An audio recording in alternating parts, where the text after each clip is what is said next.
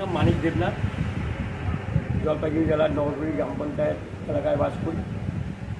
আমি কৃষক, সঙ্গে চা চাষও আছে। আমার এবছর যখন ওই আমন ধানের বীজ ফেলি, বীজ থেকেই এই ডিপিভি দিয়ে শোধন করেছিলাম।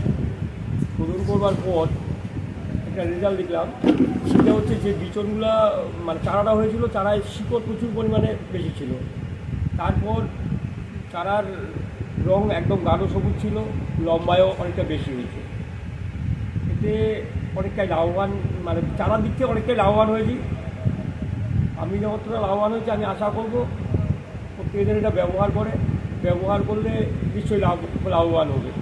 চায়ের ক্ষেত্রেও এটা দেওয়ার পর যখন সারের পরিমাণটা কম লাগে এবং এটার পুষ্টিটা প্রচুর পরিমাণে আনে।